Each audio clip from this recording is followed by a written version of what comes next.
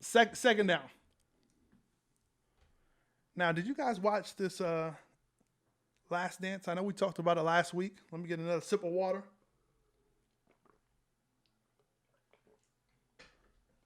Oh yeah, we're going for 2 hours today on this podcast. So, second down, The Last Dance. Again, the documentary of the Chicago Bulls winning their last championship to end the second three-peat.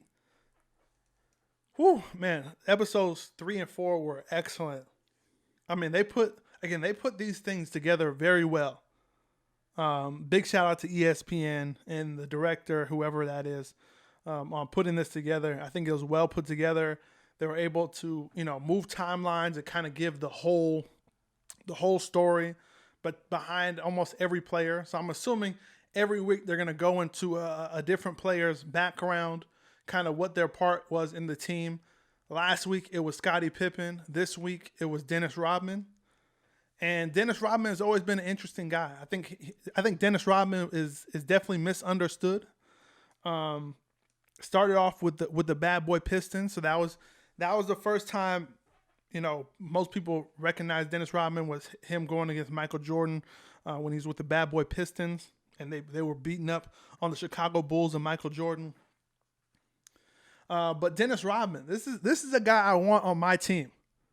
Dennis Rodman's a guy I want on my team. You want a guy that's going to play defense. You're going to want a guy that's putting effort and trying to get those boards. And that's Dennis Rodman. Energizer Bunny. 100% effort.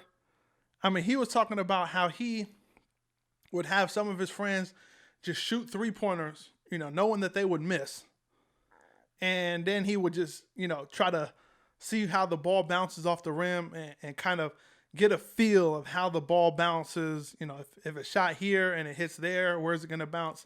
He would spend hours at a time just getting rebounds from people missing three-pointers. That's a guy I want on my team. He's a guy I want on my team. I want a physical guy. He's not going to get punked in the key. He's going to go up there, play some defense, and he's going to get some damn boards. You want those hard-nosed guys getting boards, and that's Dennis Rodman. So in 1993, they talked about him, getting out of Detroit, and Rodman signed with the Bulls because they had MJ and Scottie Pippen. And Michael Jordan was all for getting Dennis Rodman. He knew how Dennis Rodman played. He knew, how important the game was to Dennis Rodman as far as like when he's on the actual court playing the game. So Michael Jordan had a lot to do with Dennis Rodman joining the Bulls. Dennis Rodman, again, was one of the guys that he actually listened to was Michael Jordan. He had a lot of respect for Michael Jordan. So if Michael Jordan, was saying something, he was one of those guys that would actually listen to Michael Jordan. Dennis Rodman ain't listening to anybody. All right, you got to earn his respect. He's not just gonna listen to you. You got to earn his respect. And Michael Jordan had his respect. Obviously, and that respect could have came from when Michael Jordan beat them, in the playoff series when he was with Detroit, and I'll get into that a little bit later. But Michael Jordan said Dennis Rodman is one of the smartest players that he's ever played with. And if you took a look at Dennis Rodman while he was playing, you wouldn't think that with the colorful hair, the nose rings, the lip rings, the earrings going all upside of his ear. He was just a guy that liked to express himself. That's why I say he's misunderstood. He's wild, but he's misunderstood. He understands, the game of basketball. Again, that's high praise when Michael Jordan says Dennis Rodman was the smartest guy he's ever played with. Dennis Rodman, the smartest guy. He didn't say one of the smartest. He said Dennis Rodman was the smartest guy he's played with. So guys, take a look at that. Because I actually need to go on to ESPN. They do have a documentary separate for Dennis Rodman. I'm going to watch that documentary after I finish this one, once the next 6 episodes come out. So in another 3 weeks, the next 6 episodes will come out. So that the week after that, I'll watch the Dennis Rodman documentary and get that story so I can make sure everything's in order. Right? I don't want to watch 4 episodes of this Last Dance, watch the Dennis Rodman documentary, which might be referring to something else that's in a later episode of the Last Dance series. I just want to be able to watch the Last Dance series and then watch the Dennis Rodman series. So they also talked about the Bulls when they played the Cleveland Cavaliers. They were big underdogs in the first round. This is when the series would go to 5 games.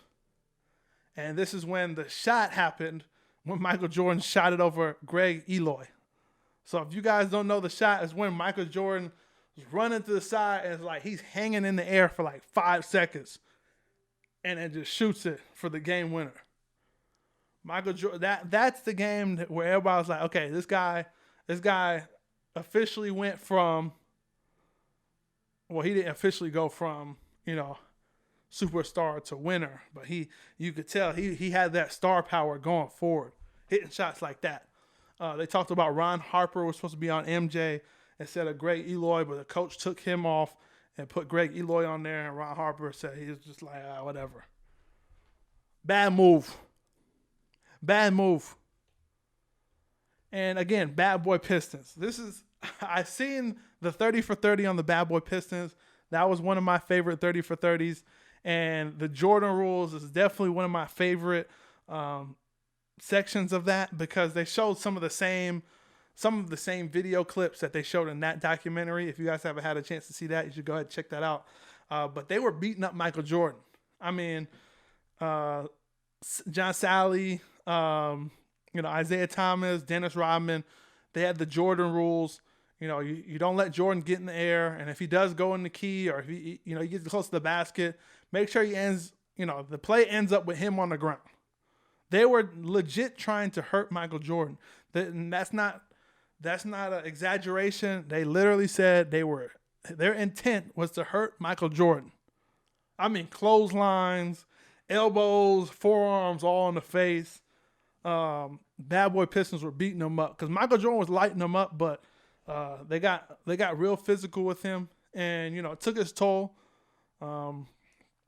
And that was the team where they ran into a roadblock. There's always that one team they talk about. There's always that one team in a great story that's you have to break through that hump. You got to persevere through that.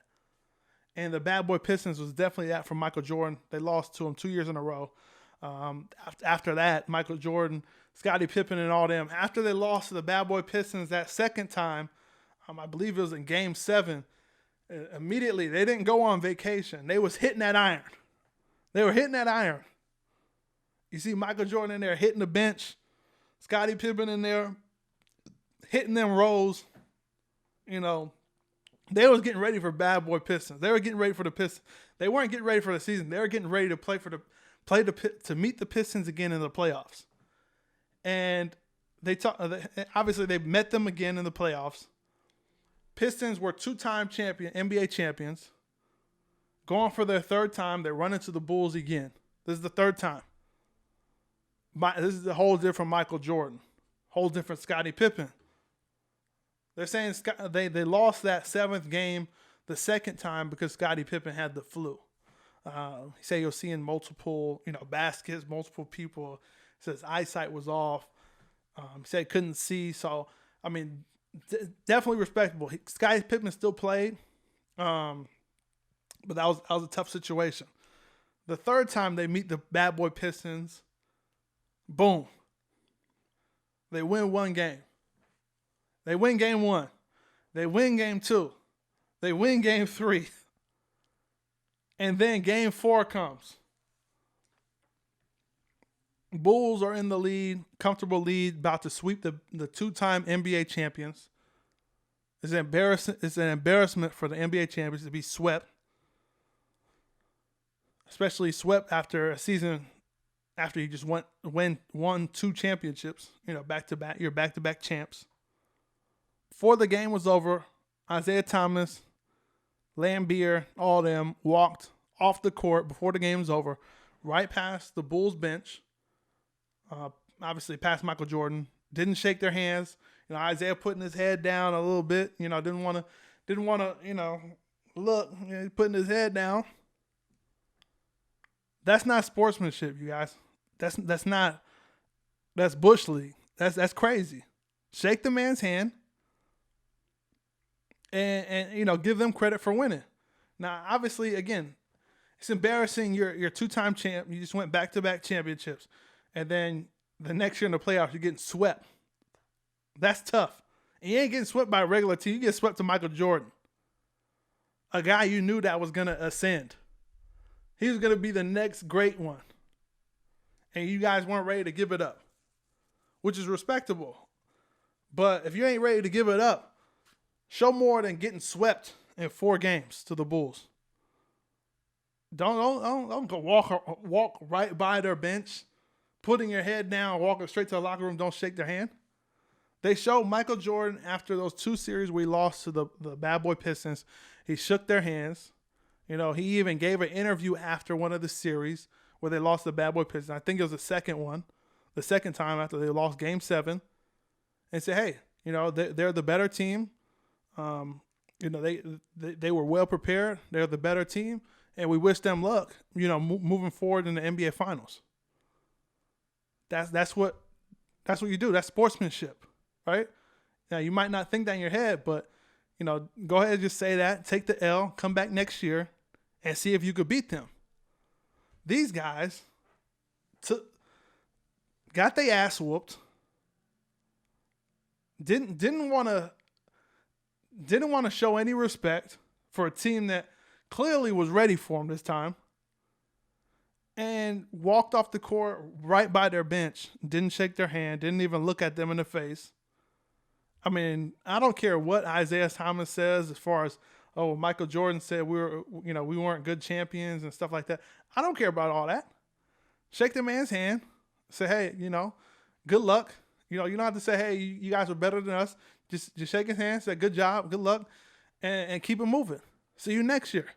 They didn't do that. They couldn't even do that. So I don't fault Michael Jordan for being pissed off with that. I'd have been pissed off too. That's crazy. And the Pistons' excuse for doing that was weak as well, saying, the Celtics did it to us when we beat them. Okay, but Michael Jordan, who you beat up multiple times, you guys were trying to hurt him. You had the Jordan rules in effect. He was taking it, and when he lost, he shook your guys' hand and kept it moving. He was getting ready for next year. Do the same. Come on, man. Crazy. Yeah, that one definitely pissed me off because I would have been pissed off too. Phil Jackson, they kind of went into Phil Jackson's past before he was a coach. Played with the Knicks, won 2 championships with the Knicks. He was a perfect coach for the Bulls. And the Bulls actually hired him to be the assistant coach under Doug Collins, to be groomed, basically. So it was almost like they hired Phil Jackson knowing that they were going to get rid of Doug Collins. Like, you could see from the footage that Phil Jackson was definitely getting that chemistry down with the players. Michael Jordan definitely respected him when he was the assistant coach. And it almost seemed like they already knew that Phil Jackson was going to be that transition piece once Doug Collins had moved on from the Bulls after they let him go. So it was kind of weird. But they also talked about how Phil Jackson was able to connect with Dennis Rodman and his Native American ancestry. They went into that a little bit. So, they had a couple guys that was able to connect with Dennis Rodman, and I think that did a lot for Dennis Rodman to play at the level that he did with the Bulls, and it did a lot for the Bulls, obviously, to get a lot out of Dennis Rodman on the court. So that I think it was almost like a perfect scenario. He respected Michael Jordan. He was able to connect with Phil Jackson. They talked about Dennis Rodman asking for a vacation and going to Vegas for 48 hours during the season, and them letting him go during the season. It was a crazy 2 episodes. It was great though. Another quote that got me from this series was Michael Jordan said, "There is an I in win." Like, there's an I in win. And that's that's what I love about Michael Jordan. He got that killer mentality, ultra competitive. And I that's what I like about sports. You got to be competitive. obviously you don't want to take it past that, to the next step of being personal. But, competition, it doesn't have to be friendly competition. As long as it's competition, that's what makes sports great. So if you guys haven't had a chance to watch the Last Dance documentary, I definitely suggest you guys watch that. Again, it's on ESPN on Sundays at 9 p.m. Eastern Standard Time. So 6 on the Pacific Standard Time. And if you have ESPN Plus, you can stream it, immediately the next day or after the episodes have went up and aired on Sunday. So definitely go check that out. Thanks for stopping by. Make sure you guys hit that subscribe button for more fire sports takes. And for those of you who are on the go, make sure you subscribe to our full show, which airs every Thursday on Apple Podcasts, Google Podcasts, Spotify, and a bunch more. Until then, I'm chucking it up, and I'll see you guys next time.